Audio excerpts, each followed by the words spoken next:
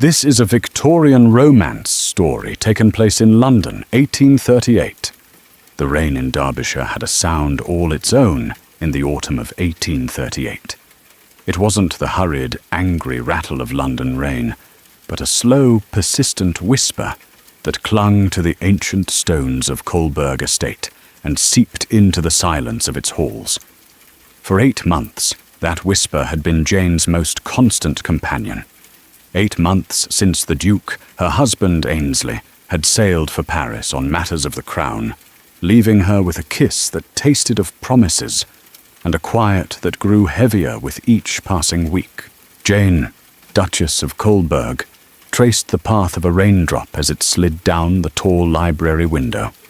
Her other hand rested on the gentle, firm swell of her belly, a constant, living reminder of the love that now felt an ocean away.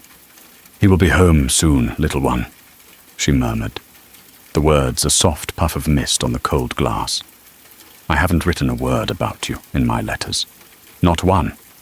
It is our secret, you and I. I want to see the look on his face. The pure, unbridled joy when he walks through that door and finally sees you. He will be so astonished." She spoke to the child often, guarding their shared secret. It felt less like madness and more like survival. The staff were kind, but deferential, their bows and curtsies forming an invisible wall she had never quite learned to scale. She was their Duchess, a title that still felt like a borrowed gown, beautiful but ill-fitting. The grandeur of Colberg, with its miles of polished marble and portraits of stern-faced ancestors, often felt more like a gilded cage than a home. Ainsley had made it a home, but without him, the silence had returned. A soft knock at the door pulled her from her thoughts. "Lady Edith Fairfax is here to see you, Your Grace." Jane smoothed her deep blue muslin gown and forced a smile. "Send her in." Edith swept into the room, a vision of perfect composure in emerald silk.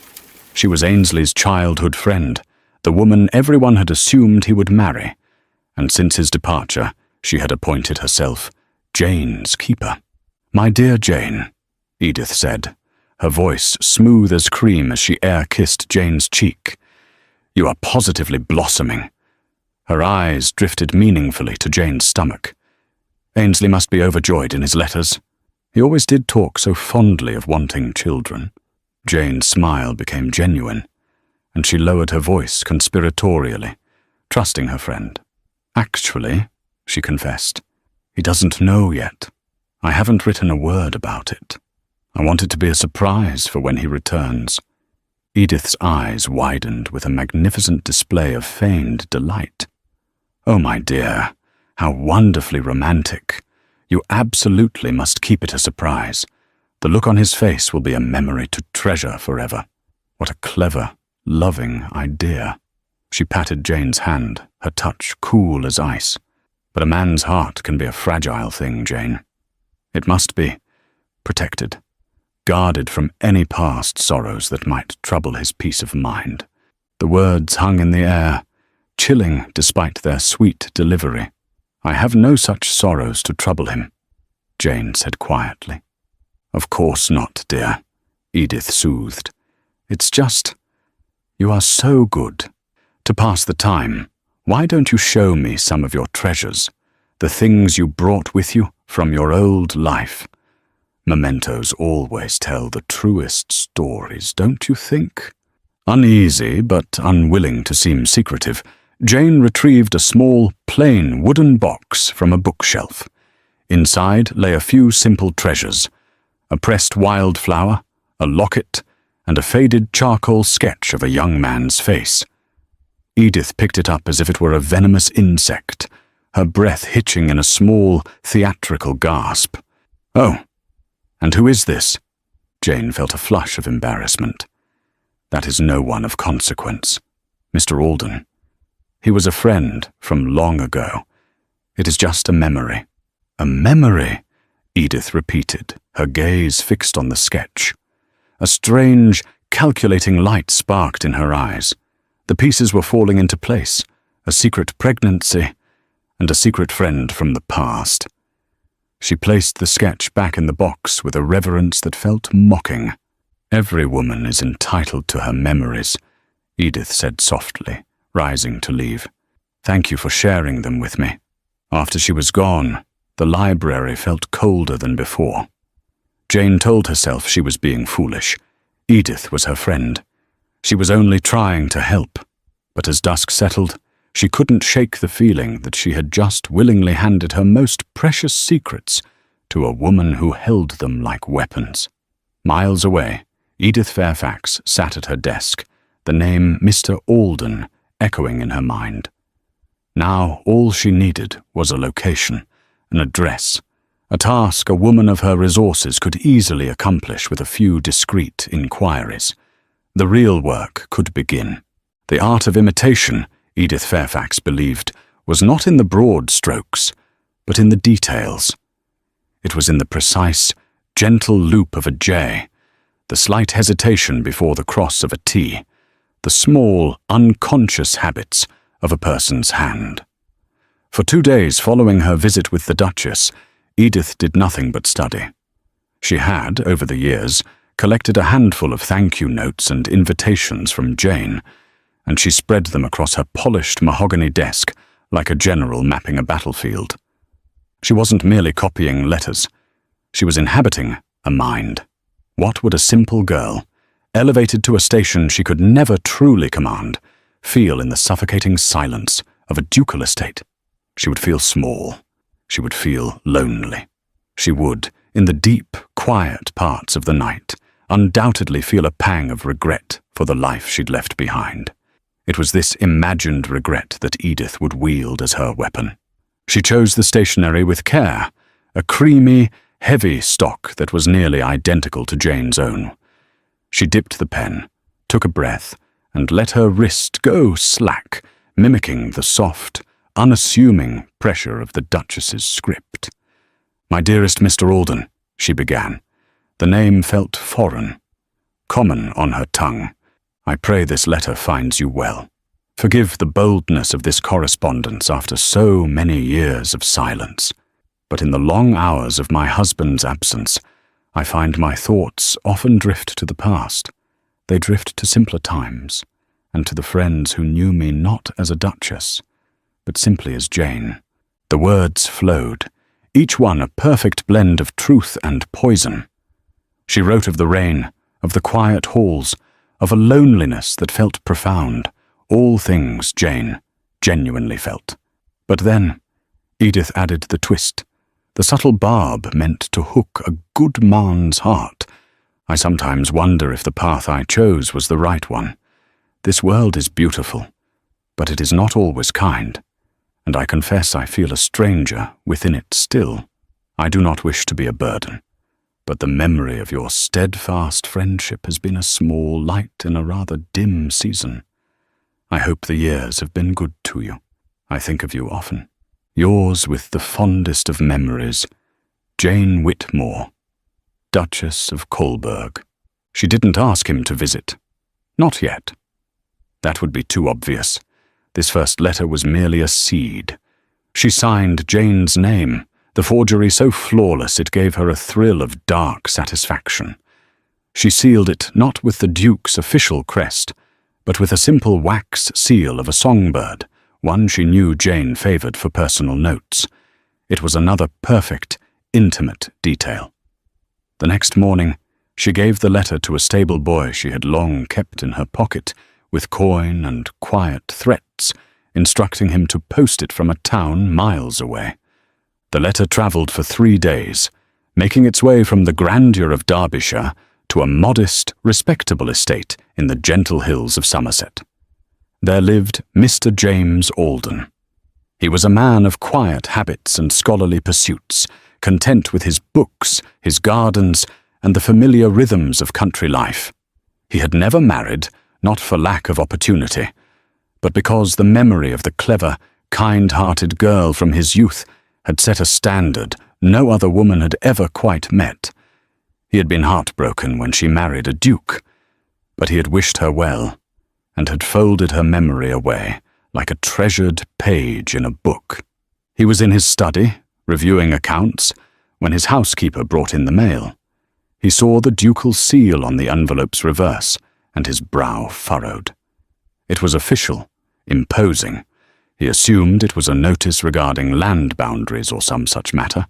He slit it open with a letter knife, his mind still on ledgers and crop yields. He read the first line and froze.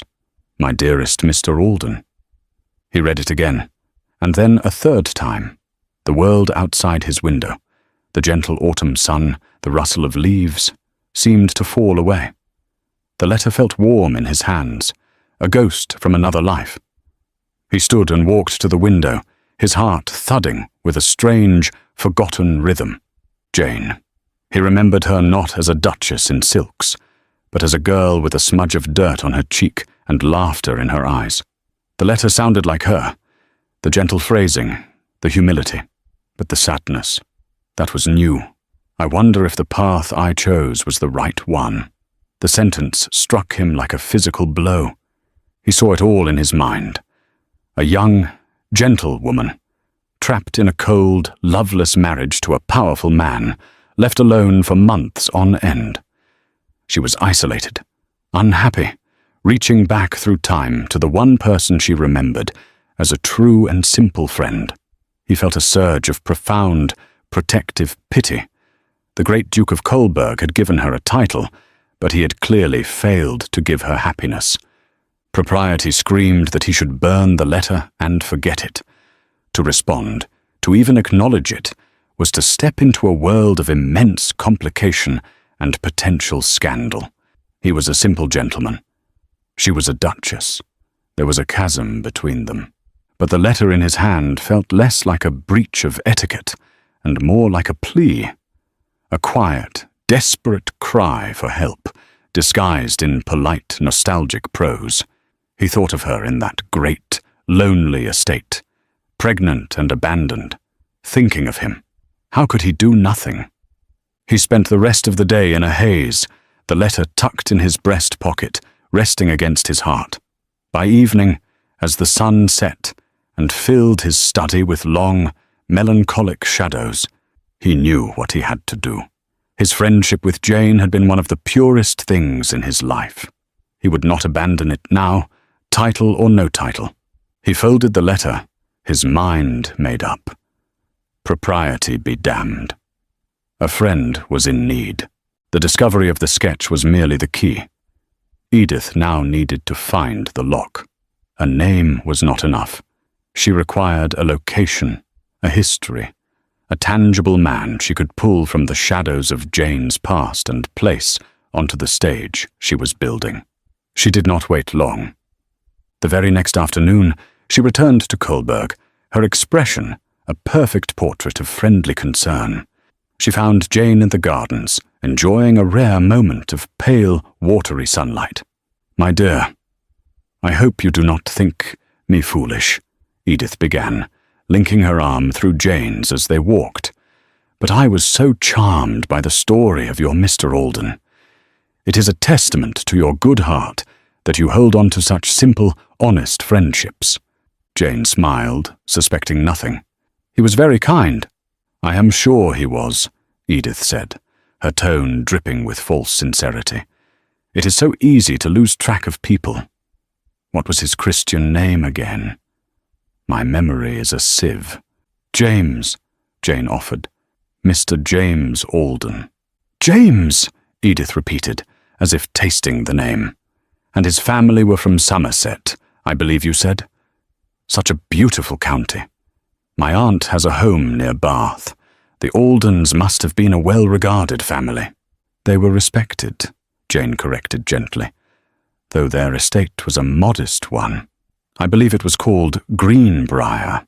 Edith mentally filed the name away, her heart giving a small, predatory leap. A name, a county, an estate. It was more than enough. "How lovely," she said, squeezing Jane's arm. "You see, true quality is never forgotten." That evening, Edith dispatched a letter to her family's solicitor in London. The instructions were simple. Find the precise location and current standing of a Mr. James Alden of Greenbrier Estate, Somerset. The inquiry was to be handled with the utmost discretion. 3 days later, a reply arrived. The solicitor had found him. A quiet, unmarried gentleman, still in possession of his family's small but solvent estate. Now the real work could begin. Edith sat at her desk, the solicitor's note on one side, a fresh sheet of creamy stationery on the other. She spent an hour practicing Jane's soft, sloping handwriting until the forgery was flawless. Then she began to compose her masterpiece, not merely with words, but with calculated emotion. "My dearest Mr. Alden," she wrote, the ink flowing smoothly from her pen. "I pray this letter finds you well. Forgive the boldness of this correspondence after so many years of silence, but in the long hours of my husband's absence, I find my thoughts often drift to the past. They drift to simpler times, and to the friends who knew me not as a duchess, but simply as Jane."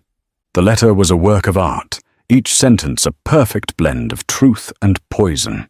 She wrote of the rain, the quiet halls, and a loneliness that felt profound. Then she added the hook. "I sometimes wonder if the path I chose was the right one." She sealed it not with the Duke's crest, but with a simple songbird stamp she knew Jane favoured. It was an intimate, perfect detail. The letter was sent, a venomous arrow loosed into the world. In his quiet study in Somerset, Mr. James Alden was cataloguing pressed flowers when his housekeeper brought him the post. He saw the ducal seal on the envelope's reverse, and his brow furrowed, assuming it was a formal notice. He slit it open, his mind still on botany. He read the first line, and a strange, forgotten warmth spread through his chest. "My dearest Mr. Alden." He read the letter once, then again. The formal, distant Duchess he had read about in the society pages vanished, replaced by the ghost of the girl he had once known, simply as Jane. The words echoed in his mind. He walked to the window, the letter trembling slightly in his hand. The Jane he remembered was kind and full of life, not this sad, spectral figure haunting the page.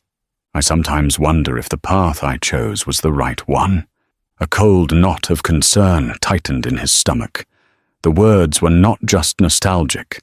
They were a confession, a quiet, desperate admission of regret from a woman he now pictured as a gilded bird in a cage, pregnant, abandoned by her powerful husband, and utterly alone. All his chivalrous and protective instincts rose to the surface. She was in distress, and she was reaching out to him. Propriety demanded he burn the letter.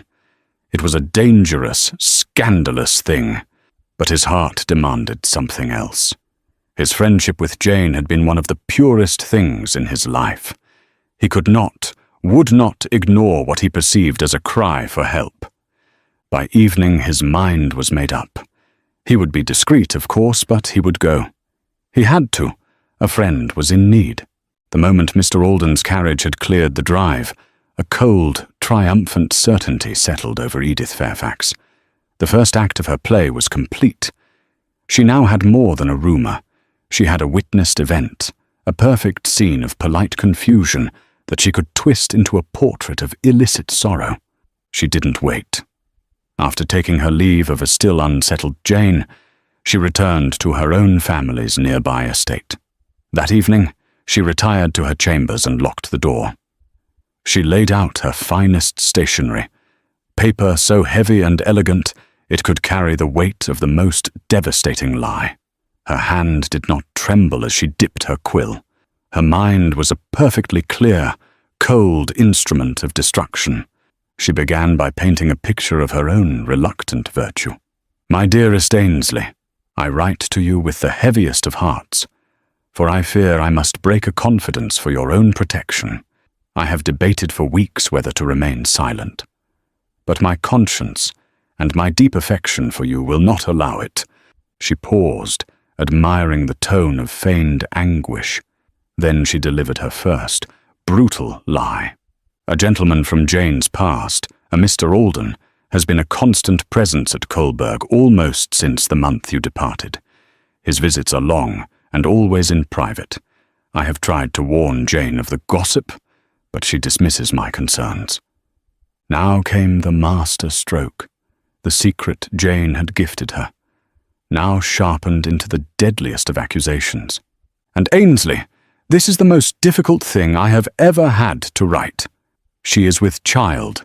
She has hidden it for months. Given the timing, her secrecy, and the constant presence of this other man, I am terrified to voice the question that now haunts me.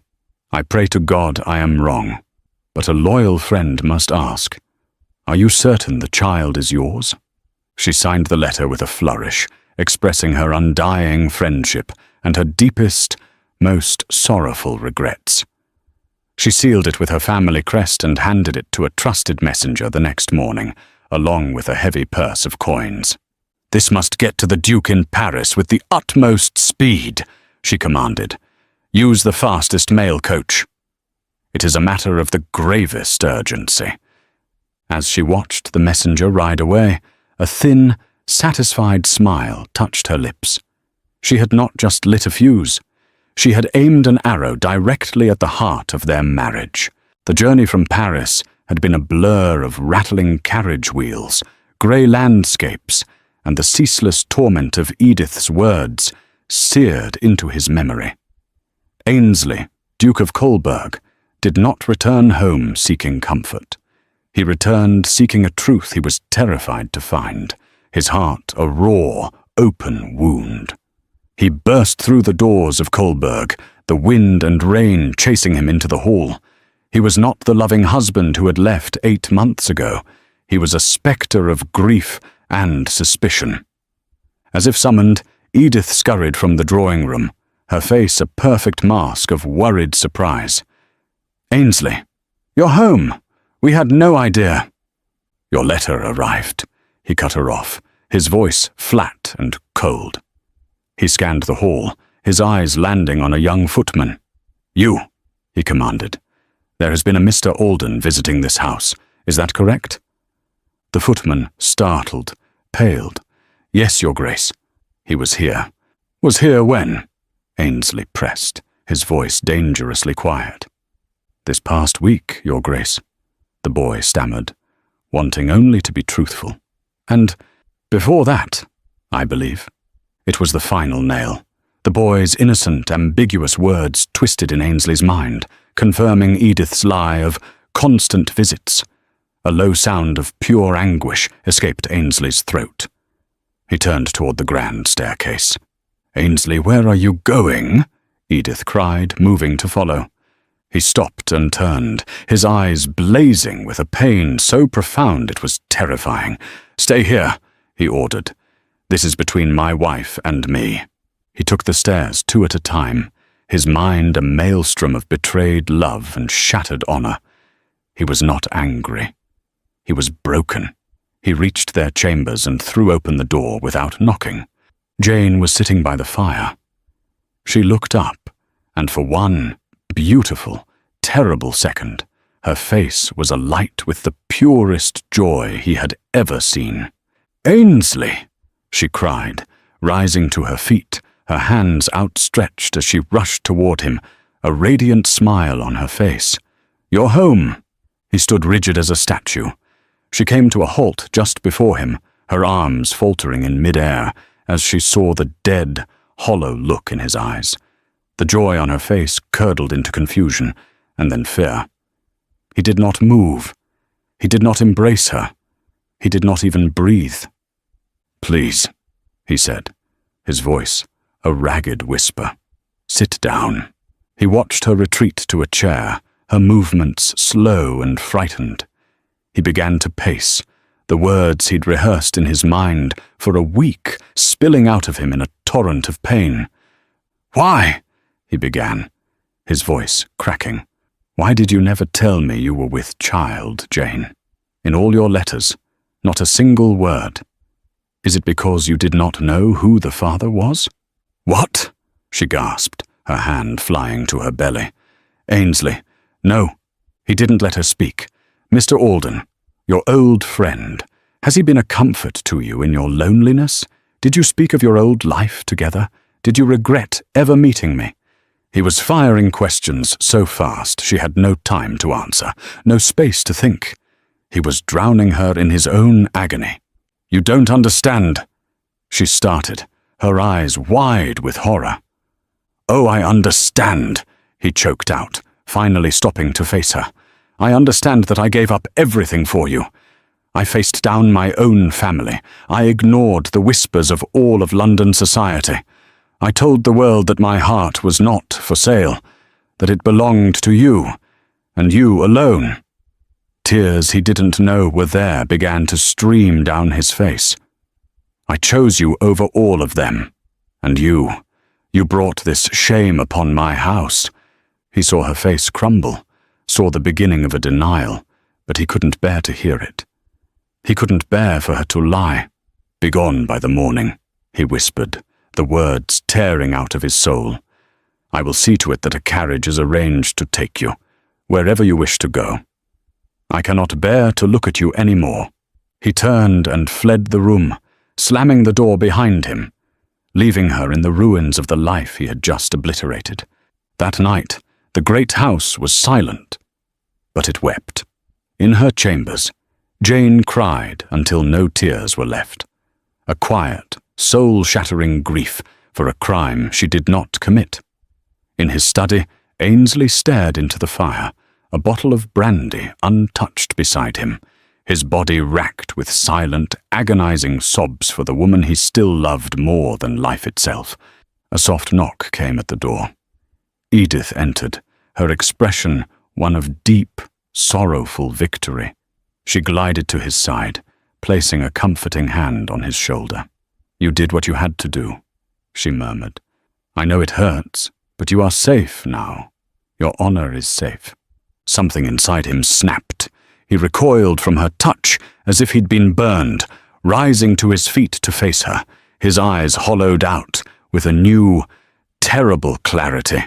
Safe, he whispered, his voice trembling with a rage that was colder and deadlier than any he had shown Jane. You did this. You came to me with your whispers and your worries. His voice rose to a roar. Did I tell you I needed saving? Did I ask you to shatter my world? Why couldn't you keep your mouth shut? Edith recoiled, her face a mask of shock. I was only trying to protect you. Protect me? He laughed, a horrifying, broken sound. You have ruined my life far more completely than she ever could. I am rid of one viper in this house tonight. I will be rid of another. He pointed a shaking finger at the door. Begone by morning. You and your worries and your whispers. If I ever see your face or hear your name again, I will not be responsible for my actions. Do you hear me? She stared at him, speechless, then turned and fled.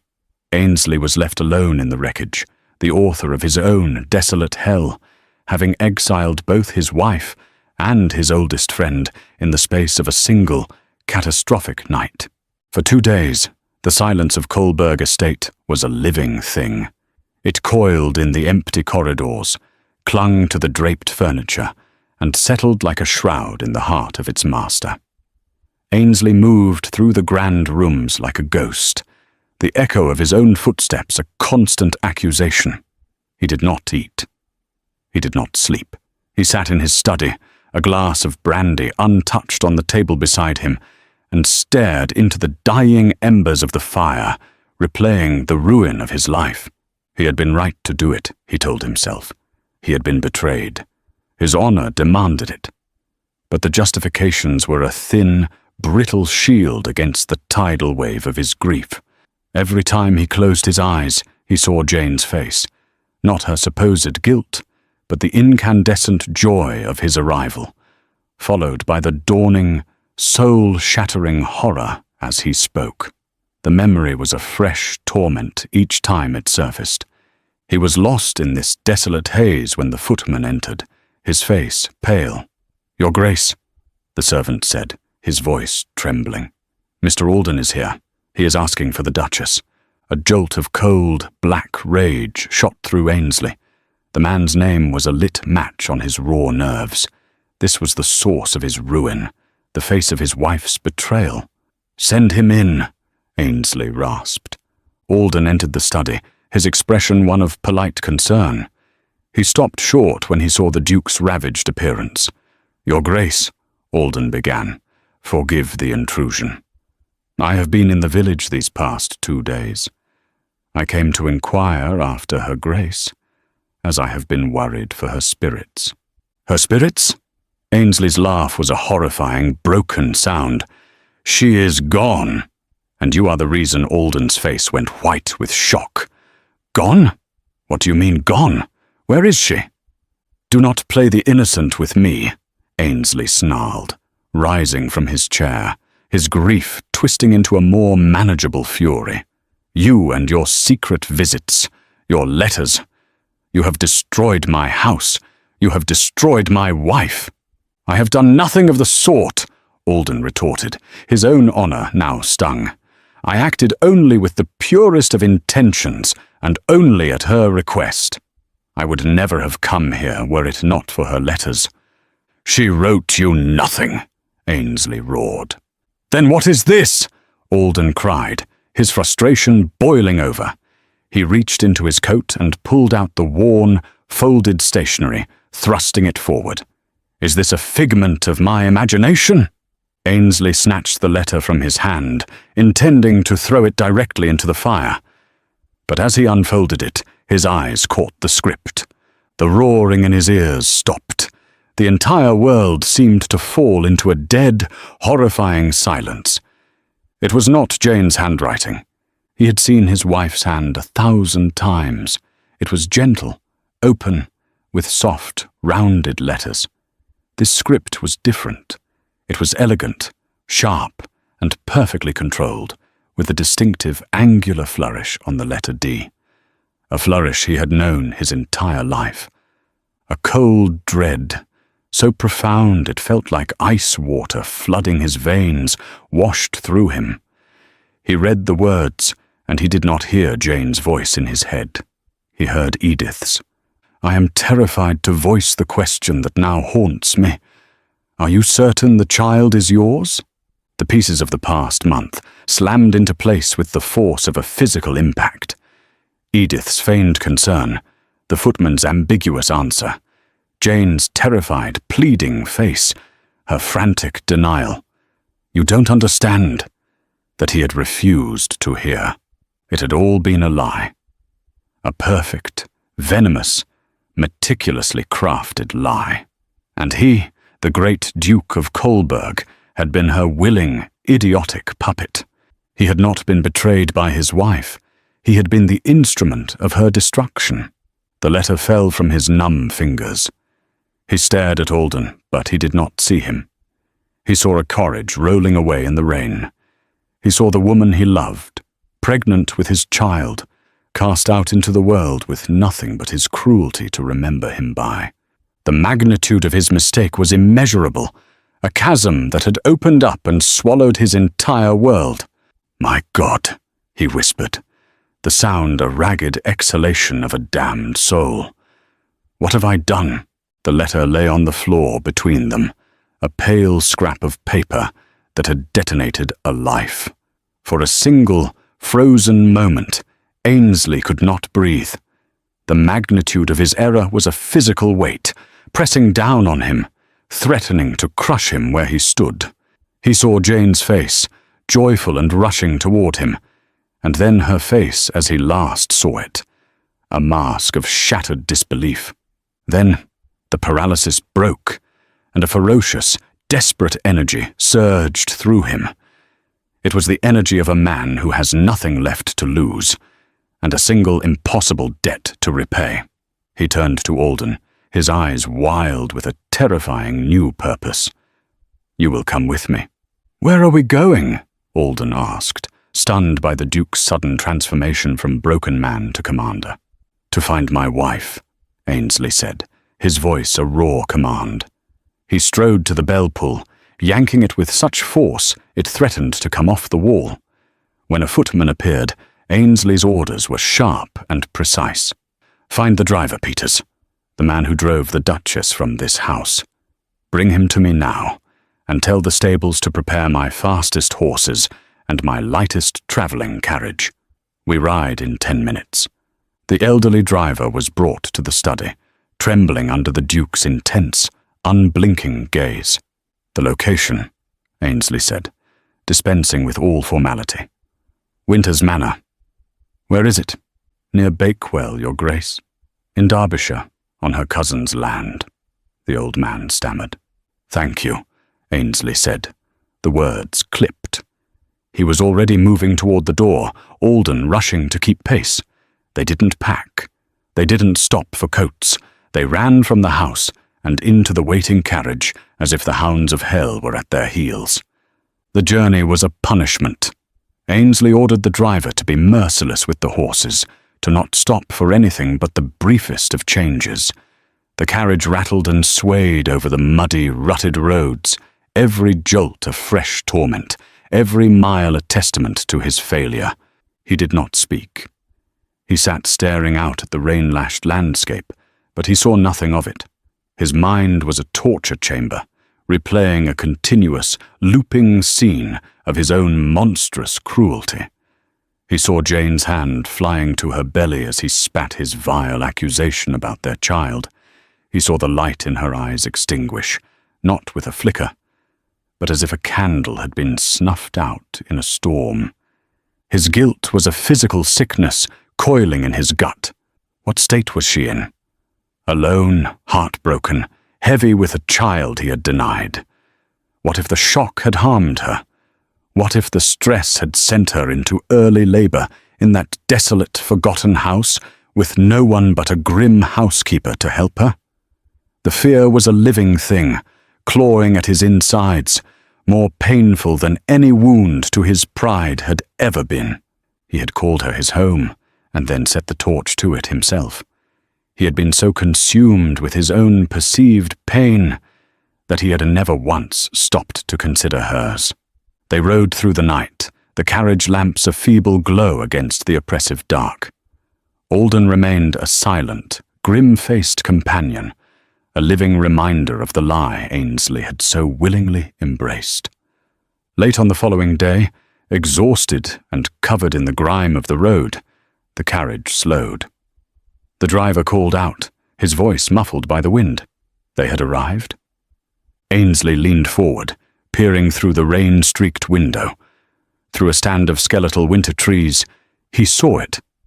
A small, bleak stone house, hunkered low against the unforgiving landscape. A single thread of smoke rose weakly from a chimney, a fragile sign of life in the overwhelming desolation. It was worse than he had imagined. It was a place of exile, a prison. The carriage rolled to a stop on the gravel drive. He had found her. But as he looked at the cold, unwelcoming door, a fear more profound than any he had ever known seized him. Finding her was not the end of his journey. It was the beginning of his judgment. Ainsley stepped out of the carriage, the cold Derbyshire air a shock against his grimy, exhausted skin. He looked at the bleak stone house, a place so devoid of warmth it seemed to absorb the light from the sky. "Wait here," he commanded Alden, his voice rough. This was not a conversation for witnesses. This was his judgment, and he would face it alone. He walked up the gravel path, each crunching step a drumbeat marching him toward his reckoning. His heart hammered against his ribs, a frantic, trapped thing. He raised a trembling hand and knocked on the heavy oak door. It was opened by the grim-faced housekeeper, who stared at him as if he were a ghost. He barely saw her, his eyes scanning the dim, cold hall beyond. He heard a faint sound, the rustle of a skirt, from a room to his left and moved toward it, a man possessed. He found her standing by a tall, grimy window, looking out at the desolate garden. She turned as he entered, her hand resting on the high, firm swell of her belly. The sight of her stole the air from his lungs.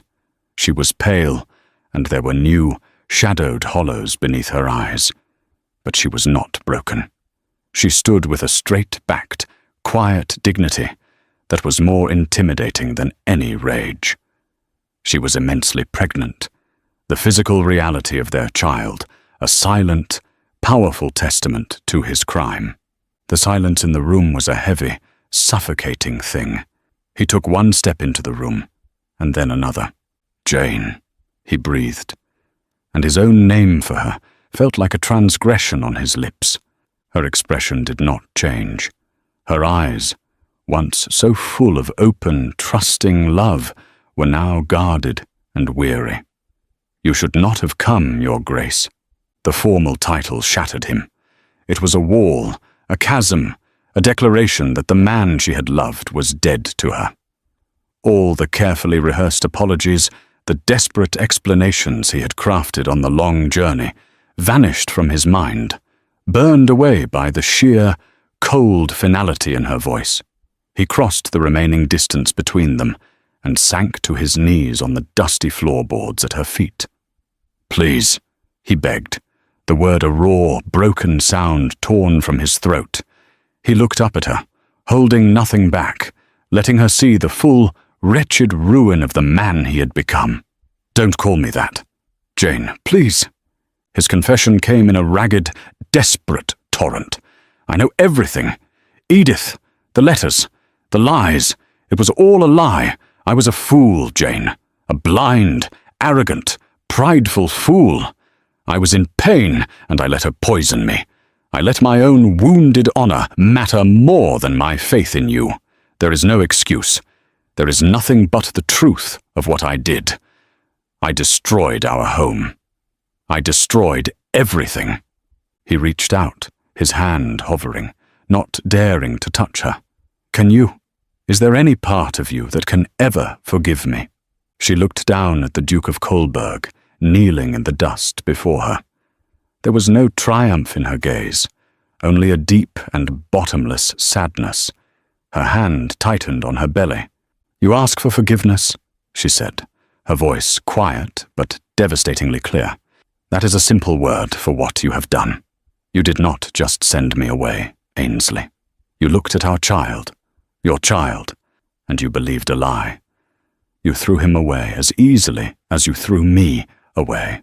Her voice trembled, the first crack in her composure. "You destroyed my faith. Not in our love. In you. In your character. That is the wound. I do not know how to mend that."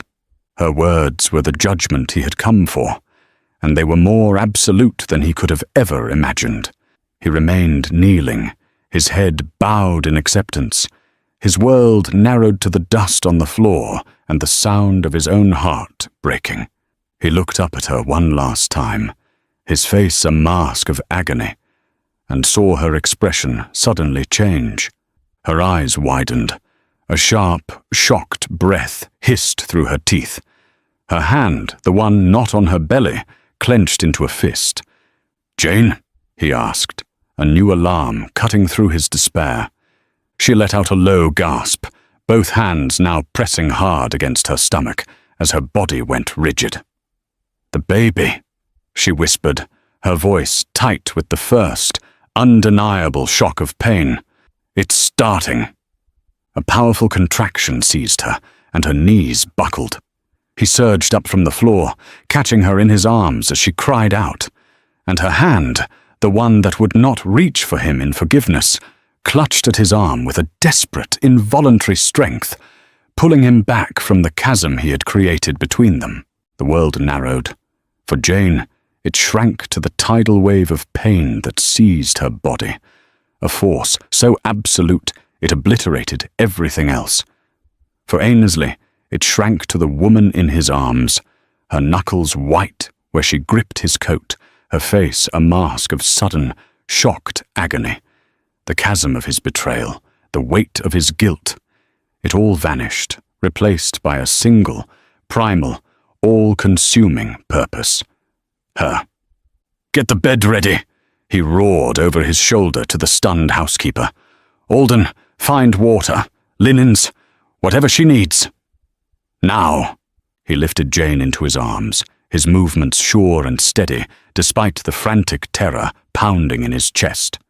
He carried her to the room's simple bed, the spectre of his cruelty from weeks ago, now a burning, immediate shame.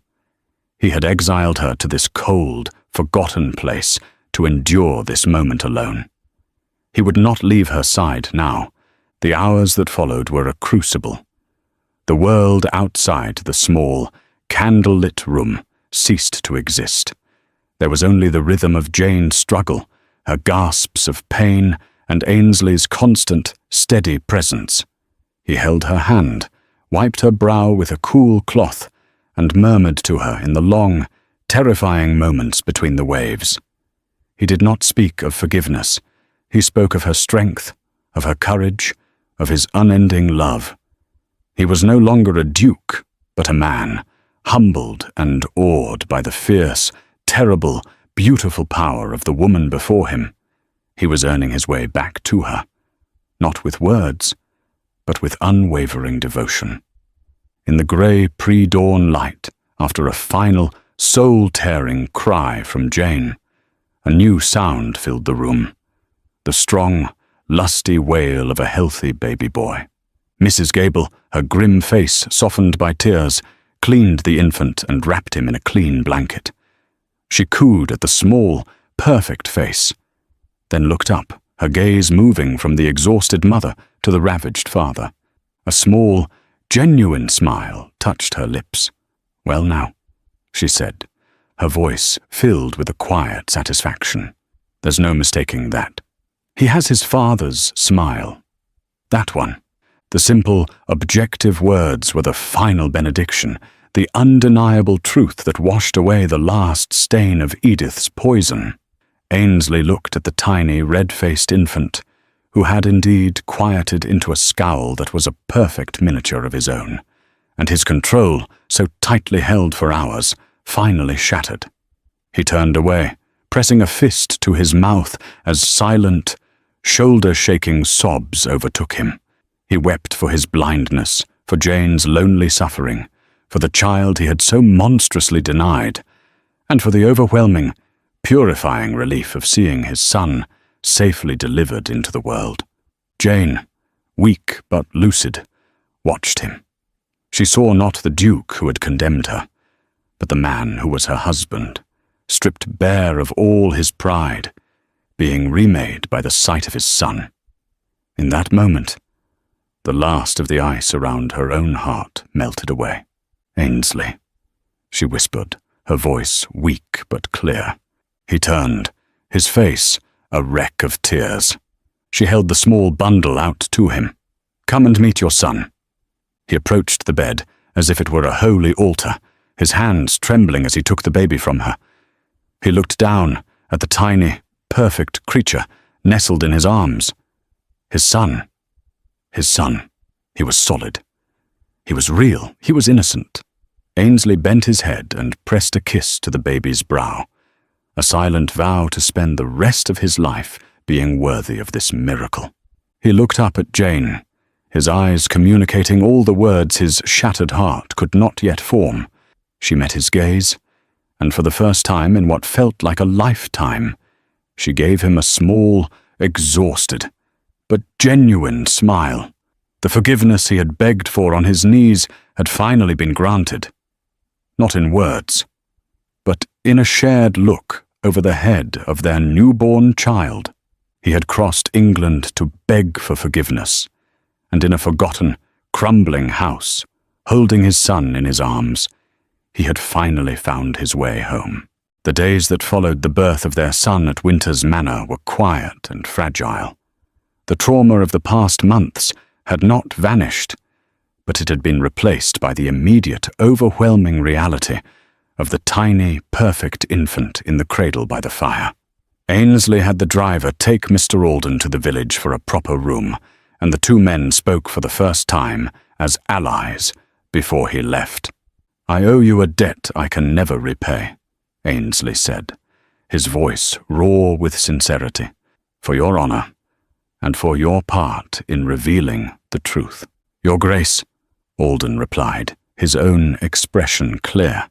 The only debt was to the Duchess's friendship. I'm only glad she is safe. I cannot leave her side, Ainsley continued, but I need a man I can trust.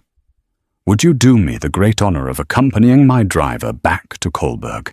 You will be my personal representative. I need you to impress upon my steward the absolute urgency of this matter. Alden bowed his head. It would be my honor. And so Mr. Alden departed, his duty honorably discharged, leaving the new family in the quiet solitude of the forgotten house. For 3 weeks, Ainsley transformed the place. Carriages arrived from Kolberg bearing a proper cradle, soft linens, nourishing food, and a trusted nurse. He tended to Jane with a gentle, unwavering devotion, his every action a silent apology. In the stillness of that bleak stone house, watching his wife heal and his son grow, he slowly began to forgive himself. Their journey home was nothing like the frantic, painful voyages that had preceded it.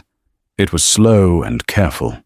Ainsley sat across from Jane, his gaze shifting from her serene face to the sleeping infant in her arms.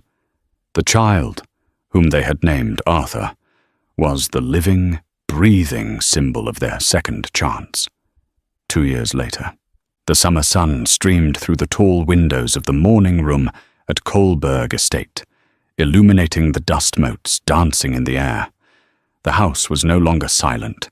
It was filled with the sound of a child's gleeful shrieks. Arthur, now a boisterous 2-year-old with his father's eyes and a head of unruly brown curls, was chasing a wooden horse across the priceless Aubusson rug, his laughter echoing through the hall. Jane watched him from her armchair, one hand resting on the gentle, familiar swell of her belly. She was 5 months along with their second child, and the quiet contentment she felt was so profound it was sometimes startling. The doors opened, and Ainsley entered. He was not the haunted, broken man who had fled this house in shame, nor the tortured soul who had returned in a storm of his own making. He was simply her husband, his face relaxed and happy, his eyes only for her. He stopped behind her chair, leaning down to press a kiss to her hair. His hands came to rest on her shoulders, his gaze following hers to their son. "He's going to knock over that vase," Ainsley murmured, a smile in his voice. "Let him," Jane replied softly. "It is only a thing. This is what a home is supposed to sound like." He was quiet for a moment, his hands moving from her shoulders to gently cup her stomach, a silent acknowledgement of the new life she carried. "Everything I have," he said, his voice low and full of an emotion that still humbled him. "It all began the day I fell in love with you. I nearly destroyed it all." She reached up, placing her hand over his. "But you did not," she said, her voice full of a steady, unwavering faith. "You came back." He turned her face toward him, his expression one of pure, unadulterated adoration. "I will always come back to you, Jane," he whispered. "You are my home." He leaned down and kissed her, a slow, tender kiss full of the quiet promise of a lifetime of happy, noisy afternoons.